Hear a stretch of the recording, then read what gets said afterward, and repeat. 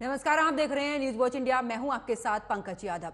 मध्य प्रदेश के सरकारी स्कूलों में वीर सावरकर की जीवनी पढ़ाई जाएगी। राज्य सरकार ने तैयारी की है कि अब नई पीढ़ी को देश के क्रांतिकारी वीर सावरकर से परिचित कराया जाएगा। अब मध्य प्रदेश के सीएम शिवराज सिंह चौहान ने इसको लेकर बड़ा फैसला लिया है और अब वीर सावरकर के जीवन चरित्र को राज्य की पाठ्य पुस्तकों में भी शामिल किया जाएगा।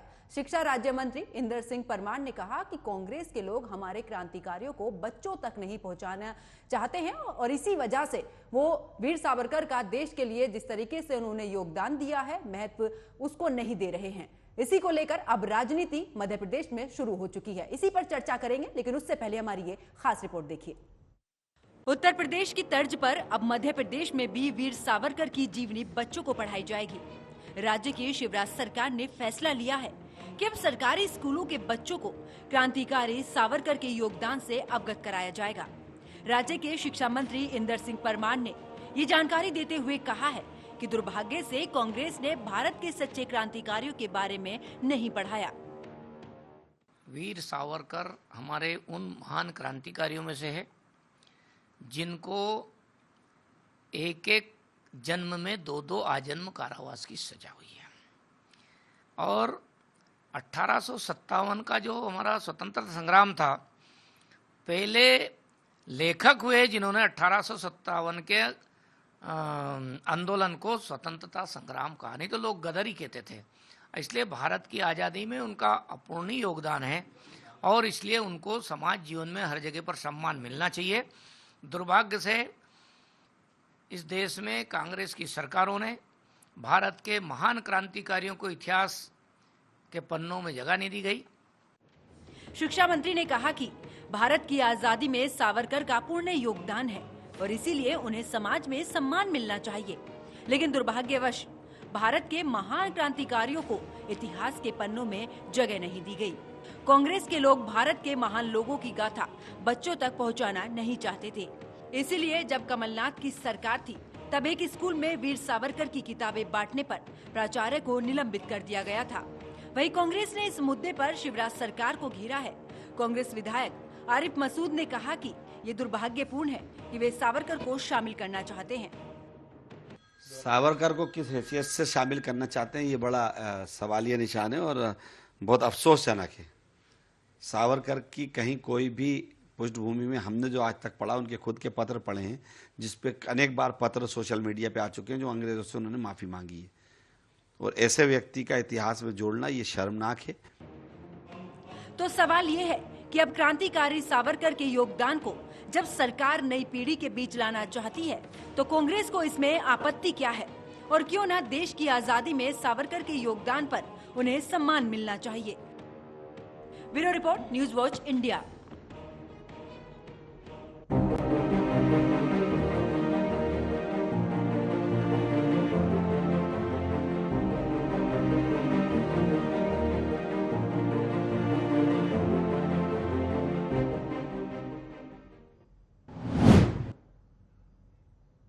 तो महाराष्ट्र, उत्तर प्रदेश और उसी के साथ में दिल्ली के बाद अब आखिरकार सावरकर को लेकर मध्य प्रदेश में भी राजनीति शुरू हो चुकी है। इसी मुद्दे पर चर्चा के लिए मेरे साथ में कुछ मेहमान जुड़े हैं, उनका परिचय मैं आपसे करा देती हूं। बीजेपी प्रवक्ता गोविंद मालू मेरे साथ में जुड़े हैं, कांग्रेस प्रवक्ता भूदेव शर्मा और इसी के साथ में बीएसपी प्रवक्ता अमितोष पारिक भी मेरे साथ में जुड़े हैं। आप सभी मेहमानों का स्वागत है न्यूज वॉच इंडिया पर। चर्चा की शुरुआत करूंगी बीजेपी के साथ में। गोविंद जी, जहां जहां पर चुनाव होता है वहां वहां पर सावरकर को लेकर आप लोग आ रहे हैं, आखिरकार कैसा एजेंडा है? एजेंडा राष्ट्र के वीर पुरुषों के बारे में कोई एजेंडा होता है क्या? टीपू सुल्तान या औरंगजेब के बारे में पढ़ा हम, या हम सुबेद के बारे में पढ़ा, या मोहम्मद बिन कासिम के बारे में, उन आतताइयों के बारे में? तो उनकी जो मान मर्दन की जो भूमिका थी, जो भारत को गुलाम बनाने के आतताइयों के रूप में उसके रूप में उभरने की वजह उनको महान बनाते, अकबर महान बनाते, जिन्होंने स्वतंत्रता के संग्राम में ऐसा योगदान दिया जो किसी स्वतंत्रता सेनानी ने नहीं दिया। ठीक, ऐसे बहुत कम लोग थे जिन्होंने ऐसा योगदान किया। चंद्रशेखर आजाद हो या भगत सिंह हो, क्या हम उनको आतंकवादी कहेंगे? कांग्रेस के पूरे इतिहास में उनको आतंकवादी करार दिया गया था। क्या हम अभी भी वोट बैंक की राजनीति के लिए भारत चला रहे? स्वतंत्रता संग्राम क्या इसके ऊपर था? लेकिन गोविंद जी समझ में नहीं आता है। देखिए सुनिए, कांग्रेस को क्या हो गया है। हाँ। ये 2 सश्रम कारावास उल्लू के बेल की तरह उनको, ये तो बाकी सब ऐश कर रहे थे कांग्रेस के नेता। वो मोतीलाल नेहरू ने तो माफी मांगी, वायस राय से क्या नैनी जेल से छुड़वाया जवाहरलाल नेहरू को। और इनके बड़ी नेता, भारत की यशस्वी प्रधानमंत्री कहते हैं जिनको, प्रियदर्शनी इंदिरा गांधी, उन्होंने 1970 में उनको किस तरह से उनके डाक टिकट जारी किए। कांग्रेस को अपना इतिहास ही पता नहीं, देश का क्या इतिहास पता करेंगे ये? ठीक, शर्म आनी चाहिए इनको। ठीक है, लेकिन गोविंद जी, यूपी में विधान परिषद के चुनाव होते हैं, वहां पर पाठ्यक्रम में शामिल हो जाते हैं सावरकर जी। मध्य प्रदेश में विधानसभा के चुनाव होने हैं, वहां पर सावरकर जी को पढ़ाया जाएगा। तो क्या एनसीईआरटी में आप इसको शामिल नहीं कर सकते? पूरे देश के बच्चे पढ़ेंगे ना, वहां क्यों, जहां जहां चुनाव? ऐसा नहीं है। ये लगातार की प्रक्रिया है कि चुनाव के 4 महीने पहले बाकी सब चीजें बंद कर देना चाहिए, महापुरुषों को याद करना बंद कर देना चाहिए, वंदे मातरम बोलना बंद कर देना चाहिए। ये निरंतर की प्रक्रिया है। टंटिया भील से लेकर हमने रानी दुर्गावती और कई सारी वीरांगनाओं को, झांसी की रानी हो चाहे कोई हो, हमने कई लोगों का के बारे में, देखिए भाभरा की जो चंद्रशेखर आजाद की जन्मभूमि, उस समय भाभरा का, उनका जन्म स्थल का किसने स्मारक, किसने निर्माण कराया, या अंबेडकर का स्मारक मऊ में किसने बनवाया? ये भारतीय जनता पार्टी की सरकारों के समय हुआ। अब ये कांग्रेस के लोग तो फिर एनसीईआरटी में, गोविंद जी, एनसीईआरटी में शामिल क्यों नहीं? मेरा सवाल सीधा सा है, एनसीईआरटी हो में जाएगा ना, वो भी हो जाएगा। ठीक है, ठीक है। देखिए तेज चित्र भी लगा उनका पहली बार संसद भवन में, उनकी डाक टिकट इंदिरा जी ने जारी किया। ठीक, अब जैसे रेक्टिफिकेशन हो रहा है, इतिहास को पुनर्लेखन हो रहा है, जिस तरह से शिक्षा के पाठ्यक्रम का ये पुनर्विभाजन, उसका आकलन हो रहा है, उसमें आएंगे, एक एक करके आएंगे वीर पुरुष, और कई आएंगे, आसाम के भी आए हैं, पूर्वांचल के भी आए हैं, बाकी सब लोगों के आएंगे। हम इन्हें इसको इस तरह से जाट के नहीं देखते कि वीर सावरकर से कोई वोट आएंगे, इसकी तरह हमको वीर सावरकर को करना है। ठीक है, स्वतंत्र वीर सावरकर। ठीक है, ठीक है, वो देश के, ठीक है, मैं आपके पास वापस लौटूंगी गोविंद जी। भूदेव शर्मा कांग्रेस से मेरे साथ में जुड़े हुए हैं। भूदेव शर्मा जी, जब बाकी सबकी गाथाएं पढ़ाई जाती हैं, अगर वीर सावरकर की गाथाएं पढ़ाई जाएंगी बच्चों को, तो उस पर ऑब्जेक्शन क्या है? क्रांतिकारी तो वो भी थे। पंकज जी, सबसे पहले तो मैं ये बताना चाहता हूँ कि इस देश की आजादी में हर उस व्यक्ति का योगदान है जिसके बारे में हम नहीं भी जानते। तो ऐसे हजारों क्रांतिकारी हुए जिनके बारे में हम नहीं जानते हैं, लेकिन उनका योगदान इस देश की आजादी में। लेकिन आज जिस तरह से भारतीय जनता पार्टी जो देश के मुद्दे हैं उनसे भटकाने का जो काम करती है, कभी वीर सावरकर को लेकर के आएंगे, कभी गोडसे को लेकर के आएंगे, कभी किसी ऐसे मुद्दे को लेकर के आएंगे जिससे जो गौड़ मुद्दे हैं वो कहीं ना कहीं खत्म हो जाए। चुनाव के समय में ये इस तरह के ये मुद्दे उठाने का काम करते हैं। अब मुझे ये बताइए कि वीर सावरकर के बारे में आप क्या पढ़ाओगे? जिनको सुभाष चंद्र बोस ने नहीं माना, उन्होंने इनके बारे में बोला इनका कोई योगदान नहीं है, तो इनके बारे में आप क्या पढ़ाना चाहते हो बच्चों को? यही कि आप माफी वीर बनिए, अंग्रेजों की पेंशन पे अपना जीवन गुजर बसर कीजिए। अरे और भी क्रांतिकारी थे जिन्होंने हंसते हंसते अपनी जान दे दी, फांसी पर चढ़ गए, लेकिन एक तरफ एक माफी वीर थे। तो ये केवल मुद्दों से भटकाने का काम करते हैं। पंकज जी, मैं आपको बताना चाहता हूँ, आज मध्य प्रदेश की जनता जान चुकी है। अब ये सावरकर को लेके आए, गोडसे को लेके आए, या किसी को भी लेकर के आए, इनको वहां से जाना तय है, तो निश्चित तौर पर ये वहां के मुद्दों से भटकाने का काम करेंगे, इससे कोई फर्क पड़ने वाला नहीं है। और दूसरी बात ये है, सुनिए पंकज जी, इन्होंने कभी इतिहास पढ़ा नहीं, इतिहास के बारे में ये जानते नहीं। मैं यूपीएससी का विद्यार्थी रहा हूँ, मुझे पता है वीर सावरकर के बारे में भी मैंने पढ़ा है, तो सुभाष चंद्र बोस के बारे में भी पढ़ा है, भगत सिंह के बारे में भी पढ़ा है। अगर इतिहास में अगर इनके बारे में चर्चा नहीं है तो इनको कैसे पता चला कि वीर सावरकर कौन है? कैसे वीर सावरकर के बारे में इनको पता चला? लेकिन इतिहास को ये पढ़ते नहीं है, केवल वाट्सएप यूनिवर्सिटी का ज्ञान लेकर के आ जाते हैं कि वीर सावरकर।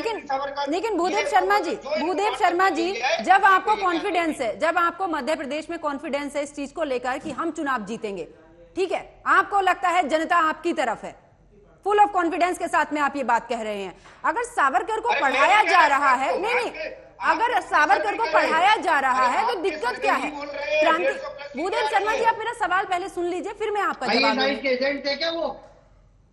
आईएएस के एजेंट थे? एजेंट तो आप लोगों को जिनसे आपके संबंध मिल रहे हैं, आपके मध्य प्रदेश के बजरंग दल के नेता, उनके ही संबंध है आईएएस। गोविंद जी, भूदेव जी, एक एक करके बात आप रखिए और मेरा भी सवाल सुनिए। भूदेव शर्मा जी, जब आपको लगता है कि मध्य प्रदेश की जनता बीजेपी के साथ में नहीं है, तो वहां पर सावरकर की गाथा वहां पर सुनाई जाए, पढ़ाई जाए, उससे दिक्कत क्या है? इनको शांत कीजिए, मेरे को आपका सवाल ही सुनाई नहीं पड़ रहा है, ये शांत नहीं हो रहे।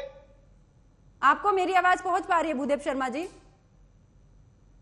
जी, अभी आ रही है। ठीक है, मेरा सवाल यह है कि जब आपको पता है कि मध्य प्रदेश में, चलो मानते हैं आप ही की सरकार बन रही है, आपको फुल ऑफ कॉन्फिडेंस एमपी में लग रहा है, तो वहां पर किसी की भी गाथा पढ़ाई जाए, आप ऑब्जेक्शन क्यों उठा रहे हैं? क्रांतिकारी तो वो भी थे, और खुद इंदिरा गांधी ने लेटर लिखा था, आपको भी याद होगा। आप जिस माफी का जिक्र करते हैं, अब मुझे बोलने दीजिए। हाँ, बिल्कुल, आप बोलिए। मुझे लगता है कि इंदिरा गांधी जी ने जब लिखा था, तब उससे पहले उनके वो लेटर जिनमें उन्होंने माफिया मांगी अंग्रेजों से, कितनी बार माफिया मांगी, ये डिस्क्लोज नहीं हुए थे। लेकिन उसके बाद जैसे ही डिस्क्लोज हुए, देश के लोगों को पता चला कि वीर सावरकर कौन थे, कितनी माफिया मांगी इन्होंने, कैसे अंग्रेजों के सामने हाथ जोड़े, कैसे उनसे माफिया मांगी, अपनी जान की भीख मांगी, कैसे उन्होंने। भूदेव शर्मा जी कितनी बार माफी मांगी? भूदेव शर्मा जी, कितनी बार माफी मांगी वीर सावरकर ने? कोई लेटर ऐसा, कोई प्रमाण आपके पास में? आपके पास प्रमाण? कोई माफी नहीं मांगी। मुझे कैसे पता चलेगा? मुझे भी तो प्रमाण से ही पता चला ना, उनके लेटर जब डिस्क्लोज हुए। इस तरीके से तो कोई नहीं भूदेव शर्मा जी, इस तरीके से तो कोई भी कुछ भी बोलेगा। भूदेव शर्मा जी, कोर्ट में किसी मामले को ले जाने को माफी कैसे बता रहे हैं आप? कैसे बोलेगा? उनके लेटर है। भूदेव शर्मा जी नहीं, ऐसे नहीं, बरवली किसी को नहीं कहा जा सकता है। ये इनकी विचारधारा केवल माफी वीर, चाय पर चर्चा करने वाले, अंग्रेजों का साथ देने वाले लोग हैं, जिनका भारत देश की आजादी में कोई योगदान नहीं है। तो उनकी गाथा पढ़ाएंगे, वो वही इस देश की गाथा इनके बच्चों को पढ़ाएंगे। क्यों ये इस देश के महान स्वतंत्रता सेनानियों की गाथा इस देश के युवाओं को पढ़ाएंगे? ठीक है भूदेव शर्मा जी। गोविंद जी, मैं आपके पास वापस लौटूंगी, मेरे साथ में अमितोष जी भी जुड़े हुए हैं। अमितोष जी, क्या वीर सावरकर की गाथा पढ़ाई जानी गलत है? क्या वो क्रांतिकारी नहीं थे? क्या कहेंगे इस पर?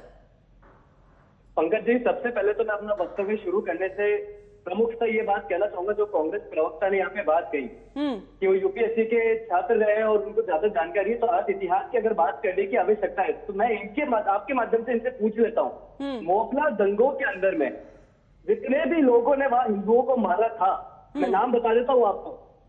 एक था जिसका नाम वरीका मुहम्मद हाजी, दूसरा था अली मुसरा अली। ये वो लोग थे जिन्होंने हिंदुओं को भिन्न भिन्न कर दिया, महिलाओं का रेप करा और कन्वर्ट करा। इनको आपने आजाद फ्रीडम फाइटर की लिस्ट में डाल दिया, शहीदों की लिस्ट में डाल दिया। तो अगर कांग्रेस का इतिहास इन लोगों को शहीदों की लिस्ट में डालने का है, तो क्या वीर सावरकर की बात करेंगे? वीर सावरकर के चर्चा भी नहीं जा सकते। भूदेव जी, आप ही के पास जवाब आप ही से लूंगी। हाँ, अमितोष जी बात करिए। अब आते हैं इतिहास पर। इन्होंने एक बात छेड़ी कि वीर सावरकर के बारे में ये कहा गया कि माफी मांगी। ये एक लेफ्टिस्ट और कांग्रेस का एजेंडा बना रखा था और कोई चुनावी प्रक्रिया थी कि वीर सावरकर को पढ़ाया जा रहा है। इन्हीं के ही राहुल गांधी ने कहा था मैं भाग नहीं रहा हूँ, कोई सावरकर हूँ। वो क्या स्टेटमेंट था? दूसरी बात, श्रीपाद अमृत डांगे, सत्येंद्रनाथ सायल, भवनी घोष, 1 मिनट इतिहास के छात्र अगर इतिहास पढ़ लिए होते तो आज यूपीएससी में आईएएस बन गया होता है। लेकिन एक सुनिए मेरी बात, नलिनी भूषण दास गुप्ता, और मैं कोट करता हूँ आपके माध्यम से, चुनौतीपूर्वक कोट करता हूँ, अगर इतिहास जानते हैं तो इसको चुनौती दे। डांगे ने लेटर लिखा था फाइल नंबर 41 1924 में, अंग्रेजों को माफी मांगते हुए। कांग्रेस के तो बड़े नेता माने जाते थे, गद्दावी नेता माने जाते थे। क्विट इंडिया मूवमेंट में इन्हीं के नेता मौलाना कलाम आजाद ने गांधी से सवाल करा था, बी.आर. अम्बेडकर ने सवाल करा था, कहां से लिखे था कांग्रेस की नीति? अगर सावरकर को पढ़ाया जाता है तो एक बहुत अच्छी बात गांधी ने अपनी बुक में लिखी है, वो ये बात कही है कि ना तो स्वतंत्रताकारी और ना ही उनकी। सुन लीजिए भूदेव शर्मा जी, सुन लीजिए। इतिहास में रख ले। भूदेव शर्मा जी, आप बोल रहे, बड़ी बात होगी। आपकी सेवा करूंगा। भूदेव शर्मा जी, जब आप बोल रहे थे वो शांतिपूर्ण तरीके से सुन रहे थे। देखिए, यही कांग्रेस की दिक्कत है। भूदेव शर्मा जी, इस तरीके से नहीं ना, बात सुनिए पहले पूरी। जी ने कहा है कि वीर वाला बताइए। आप देखिए, अरे भूपेश जी आपके समय में कोई नहीं बोला ना, आपने इतिहास की बात। भूदेव शर्मा जी, अमितोष जी, इस तरीके से चर्चा नहीं होगी, एक करके बात रखिए ना। विचारधारा वाले लोग हैं। अरे भूदेव शर्मा जी बात तो पूरी सुन लीजिए। बकवास करते हैं आके यहाँ। अरे ओहो पंकज जी, इनको इतिहास पढ़ा दिया, इनको समझ नहीं आ रही बात। बौखलाएंगे तो सही है, कांग्रेस की तो आदत है बौखलाने की। इतिहास पढ़िए। अरे हमको मोहम्मद अली के लोगों को आजाद स्वतंत्र सेनानी बना के डाल दिया, तब कौन सी स्वतंत्रता आजादी की बात कर रहे हैं आप? मौलाना कलाम आजाद ने आपसे खुद इंडिया मूवमेंट पर सवाल किया, तब तक चली गई आपकी राष्ट्रवादी। और अमितोष जी, भूदेव शर्मा जी, आप दोनों एक एक करके बात रखिए। ऐसे एक दूसरे पर इस तरीके से बोलने से किसी की भी बात समझ में नहीं आ रही। एक एक करके बात रखेंगे। हमेशा से चर्चा में आप जुड़ते हैं, नहीं, हमेशा से आप मेरे साथ में चर्चा में जुड़ते आए हैं। आराम से एक एक करके बात रखिए ना। अगर एक एक करके बात रखेंगे मुझे भी समझ में आएगी, जनता को भी समझ में आएगी। अमितोष जी अपनी बात पूरी कीजिए, फिर भूदेव शर्मा जी आप ही से जवाब लूंगी मैं इस पर। जी जी पंकज जी, मैंने अपनी बात को बहुत ही संक्षेप में रखा और बहुत ही क्लियर शब्दों में रखा। ठीक है। 28 फरवरी 1966 में द ट्रिब्यून का आर्टिकल है पंकज जी, जो ये कहता था वे जन्मजात क्रांतिकारी थे, भारतीय पीढ़ी उनके याद को सहज के रख ले, वही उससे बेहतर कुछ नहीं कर सकती। ये ट्रिब्यून लिखा है और कोई नहीं लिख रहा। धनंजय कीर ने अपनी किताब में 1950 में लिखा था स्वतंत्रता सेनानी वीर सावरकर के लिए। मोपला दंगों में हिंदुओं को मारने वाले, फोर्सफुल कन्वर्ट कराने वाले, हमारी बहनों को रेप करने वाले लोगों को, अली को आपने स्वतंत्रता सेनानी बना दिया। और आज वीर सावरकर की बात कर रहे हैं, जिन्होंने हिंदुत्व की बात करी, काशी दंगा का विरोध किया और लॉर्ड कर्जन को मारने वाले आदमी का सपोर्ट करा, तब आपकी कहा चली गई थी स्वतंत्र सेनानी और क्रांतिकारी वाली बात? क्विट इंडिया मूवमेंट को मौलाना कलाम आजाद, डॉक्टर BR अम्बेडकर, सी राजगोपालाचारी ने क्वेश्चन करा, तब कांग्रेस को चुप हो गई थी। 1906 के अंदर में पूर्ण स्वराज की बात कर दी थी। और अपनी स्थापना के बाद, और स्थापना क्यों हुई? भारत को आजाद कराने के लिए तो हुई नहीं थी, एक्ट ऑफ ह्यूम के द्वारा स्थापना हुई, जिससे भारत के अंदर में ब्रिटिश राज प्रोलॉन्ग करता रहे, इसलिए कांग्रेस की स्थापना हुई थी। वो पार्टी जो ब्रिटिश राज को आगे बढ़ाने के लिए, वो क्या वीर सावरकर की बात करेगी, उनके कद तक भी नहीं पहुंच सकती पंकज जी। ठीक है अमितोष जी। भूदेव शर्मा जवाब दीजिए। पंकज जी, इन लोगों की बात का जवाब देने का मुझे लगता है कोई औचित्य नहीं बनता है। इन लोगों को अपने सुभाष चंद्र बोस जी को पढ़ लेना चाहिए, जिन्होंने कहा है विश्व हिंदू परिषद और वीर सावरकर के बारे में बहुत अच्छे से बोला है। तो मुझे नहीं लगता देश के इतिहास को, देश के लोगों को उनका इतिहास पढ़ना चाहिए। इतिहास की बात तो आप ही ने उठाई भूदेव शर्मा जी, इतिहास की बात आप ही ने उठाई। नहीं है, इनकी बातों का जवाब देने का कोई औचित्य नहीं बनता। ठीक है। जिन लोगों ने देश की आजाद, जिन्होंने हमेशा भारत छोड़ो आंदोलन का विरोध किया, हमेशा अंग्रेजों का साथ दिया, उनसे क्या डिबेट आप सवाल दीजिए, जवाब दीजिए, जवाब भूदेव शर्मा जी, अमितोष जी, भूदेव शर्मा जी, आप तब से जब अमितोष जी जवाब बात कर रहे थे, अपनी तरफ से सारी बातें रख रहे थे, उस समय पर आपके पास जवाब था, लेकिन अब आपके पास जवाब नहीं है। दीजिए ना, इतिहास पर जवाब दीजिए। जवाब सुभाष चंद्र बोस जी ने दिया है, जो हमारे स्वतंत्रता सेनानी, उन्होंने जवाब दिया है इसका। उन्होंने बोला है देश की आजादी में कोई योगदान नहीं है, कोई योगदान नहीं। उन्होंने बोला है, क्या जवाब दूंगा इस चीज का? एक काउंटर कर दूंगा, ठीक है। काउंटर मध्य प्रदेश से इनकी सरकार जा रही है, ये कोई इनकी क्या डिबेट होगी जो ब्लेम करते रहते हैं, जिन्होंने इस देश को विश्व गुरु बनाने के लिए अपना जीवन, इस देश की आजादी से पहले से लेकर आजादी के बाद तक इस देश में उनका योगदान रहा। ये आज उनको भी गाली देते हैं, इनकी कॉपियों को छीन के ले गए। वो कुछ भी होता है नेहरू ने किया, कुछ भी होता है नेहरू ने किया। अरे आप लोग क्या करोगे इस देश को? आपने इस देश की आजादी में 1% भी योगदान नहीं किया, केवल गोडसे को मारने वाले लोग हो आप लोग। ठीक है, योगदान नहीं दिया ना। गोविंद जी से जवाब ले लेते हैं। गोविंद जी, कोई योगदान नहीं दिया है। जिन्होंने योगदान नहीं दिया, अब आप उनको, बच्चों को पढ़ा रहे हैं, ये आरोप है कांग्रेस का। अरे कांग्रेस के जो नेता, जिन नेताओं ने बाद में सत्ता का स्वाद चखा और सत्ता की मलाई खाई, उन लोगों का क्या योगदान है? कितने सश्रम कारावास हुए? भूदेव शर्मा जी, फिर से भूदेव शर्मा जी, जब जवाब मांगा जाता है तब जवाब नहीं देते, बीच में आप बोलते हैं। भूदेव शर्मा जी, जब जवाब आपसे मांगते तब आप जवाब नहीं देते हैं। अब सुन लीजिए। अब आप भूदेव शर्मा जी सुन लीजिए। अपने हिसाब से भूदेव शर्मा जी, अब सुनिए, आप आपका नंबर आएगा, फिर मैं आपसे जवाब मांगूंगी। कूड़ेदान में किस बात का जवाब नहीं दिया? आप ये गलत कैसे बोल सकते हैं? गड़बड़ करोगे तो जनता ने पहले फेंका, फिर इतिहास के कूड़ेदान में तो निकल भी नहीं पाओगे अब की बार। इतिहास छोड़िए,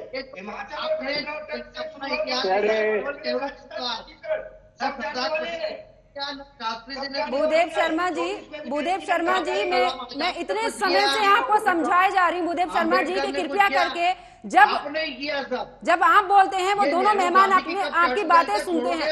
गोविंद जी, भूदेव शर्मा जी, गोविंद जी और अमितोष जी, चैनल पर आप बैठे हैं, वहां पर अगर इस तरीके से आप एक दूसरे पर ऐसे चिल्लाते हुए बात करेंगे ना तो आपकी बात समझ में आएगी ना ही चर्चा पूरी हो पाएगी। बेहतर है एक एक करके बातें सुनिए, एक एक बात का जवाब दीजिए।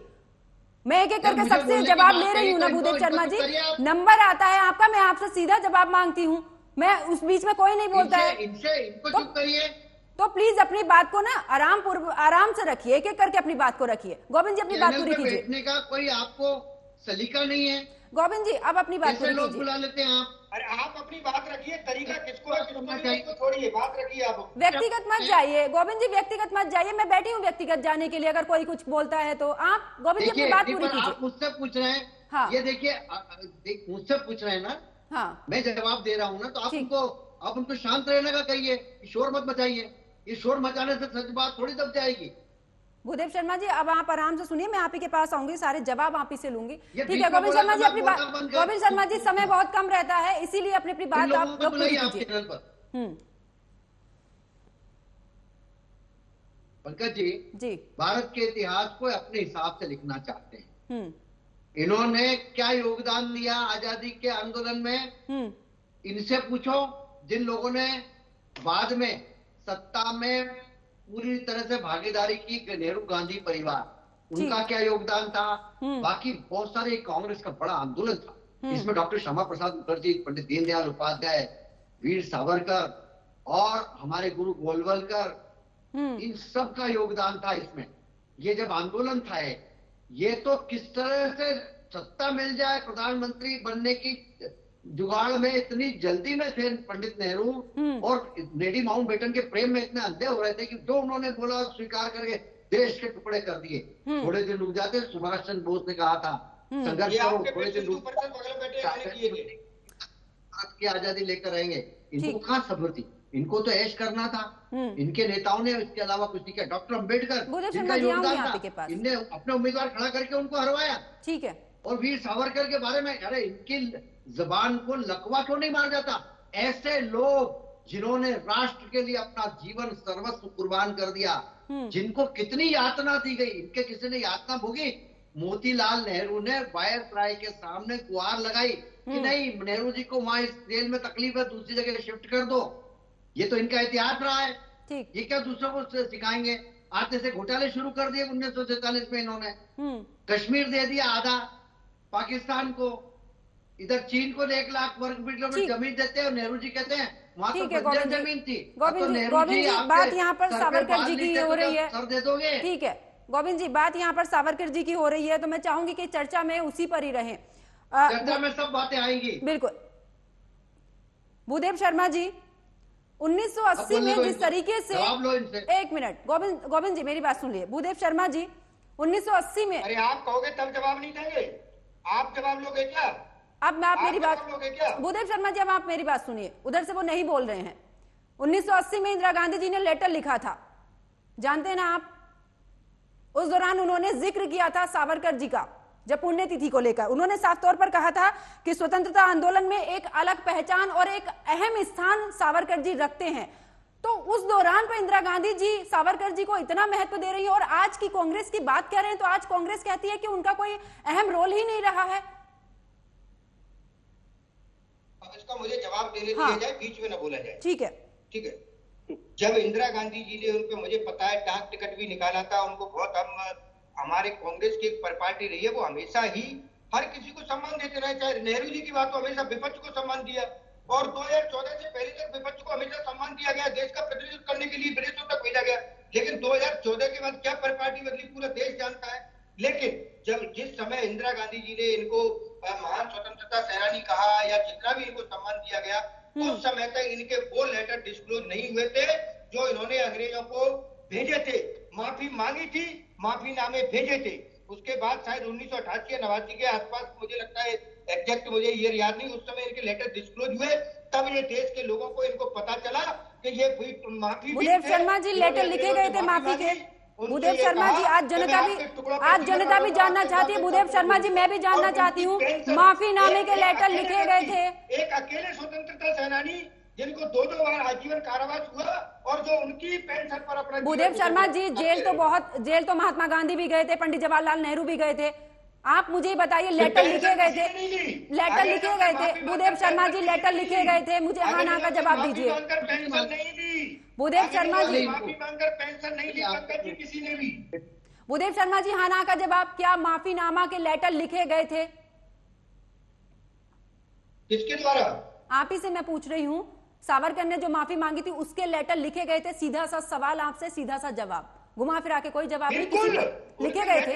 कहाँ है, कहाँ है लेटर लिखे गए, माफी मांगी गई? अरे भैया अभी डिस्क्लोज हुए तो और ये कहाँ से हमें पता चलेगा? हम भी वही इतिहास पढ़ते हैं। इन्होंने माफी मांगी, इनके लेटर बिल्कुल बकायदा गूगल पे डालिए। अब तो गूगल पे भी मिल जाएगा। मैं एक बार बोलना था, मैं आपकी पेंशन पर ठीक है गोविंद जी फाइनल कमेंट आपसे। भूदेव शर्मा जी समय बहुत कम है। गोविंद जी आप जल्दी से फाइनल कमेंट दीजिए। यदि आरोप लगाएंगे, ये गांधी जी के हत्या पे आरोप लगाते थे, फिर बाद में कोर्ट में माफी मांगते थे। अब वीर सावरकर के बारे में कह रहे हैं, उन्होंने पत्र लिखे, एक भी पत्र बता दें अगर इतिहास इनको मालूम है तो। अरे भैया आरोप लगा रहे हैं ना आप पर आरोप लगा रहे हैं, आप लगा रहे हैं ना साफ तौर पर। देखिए सुनिए, स्वतंत्रता संग्राम में याचिका लगाना कोई गलत बात नहीं थी, उसको माफीनामा कह रहे हैं ये लोग, इनको शर्म आनी चाहिए। इतिहास को अपने हिसाब का विरूपण करने का काम कांग्रेस। ठीक है गोविंद जी समय बहुत कम है, मैं चाहूंगी जल्दी से अमितोष जी छोटा सा जवाब आपसे चाहूंगी 30 सेकंड बाद, क्योंकि समय बहुत कम है। जी पंकज जी, सबसे पहले तो विश्व हिंदू परिषद का 1964 में निर्माण हुआ था, भारत की आजादी के समय नहीं हुआ था, तो पहले ये अपने फैक्ट क्लियर कर रहे हैं। बिहारी ने और सुभाष चंद्र बोस ने वीर सावरकर को अप्रिशिएट किया था, लोगों को आईएनए और ज्वाइन करने के लिए इंडियन नेशनल आर्मी, जिसको गांधी ने विरोध करा था। तीसरी बात, वार्धा सेशन हुआ था जिसके अंदर में गांधी ने बोला था कि यहाँ पर भारत के अंदर में सारे ब्रिटिश अपनी फौज छोड़ जाए, ब्रिटिश चल जाए, इसका वीर सावरकर ने अपोज करा था। और एक खास मूल्य बात, आजादी के बाद में एक कमेटी बनी थी, सी राजगोपालाचार्य, विजय लक्ष्मी पंडित, अन्य कई उसमें स्वतंत्रता सेनानी और लीडर रहे थे। उस कमेटी में किताब लिखी गई थी जिसमें वीर सावरकर के 2 आर्टिकल लिखे गए थे और उसमें समय का होने के चलते मुझे चर्चा को यहीं पर ही रोकना पड़ेगा। आप तीनों मेहमान मेरे साथ इस चर्चा में जुड़े, आप तीनों का बहुत बहुत शुक्रिया। तो देखिए जिस तरीके से उत्तर प्रदेश के बाद महाराष्ट्र की अगर बात करें या फिर दिल्ली की बात करें, अब एमपी में भी सावरकर को लेकर राजनीति शुरू हो चुकी है। ऐसा इसलिए क्योंकि अब सावरकर की जीवन गाथा जो है वो मध्य प्रदेश में बच्चों को पढ़ाई जाएगी और उसी को लेकर अब कांग्रेस जो है वो बीजेपी पर हमलावर है। ऐसा इसलिए क्योंकि उनका साफ तौर पर कहना है कि सावरकर क्रांतिकारी नहीं थे, उनको बच्चों को गलत चीजें पढ़ाई जा रही हैं, बच्चों को बलगराया जा रहा है, ऐसे तमाम तरीके के जो आरोप हैं वो कांग्रेस की तरफ से बीजेपी पर लगाए जा रहे हैं। लेकिन सवाल यह है कि जहां जहां पर बीजेपी की अगर बात करें, जहां पर चुनाव होता है वहां पर कहीं ना कहीं सावरकर का जो मुद्दा है वो गरमा जाता है। लेकिन अब देखने वाली बात यह होगी कि मध्य प्रदेश में जिस तरीके से कांग्रेस का साफ तौर पर कहना है कि अब जनता जो है वो बीजेपी से पूरी तरीके से बढ़ चुकी है और वहां पर सत्ता का परिवर्तन होना है। अब देखने वाली बात होगी क्या सावरकर की जो जीवन गाथा है वो बीजेपी की नैया पार लगा सकती है। मेरे साथ फिलहाल इतना ही। आप देखते रहिए न्यूज़ वॉच इंडिया। नमस्कार।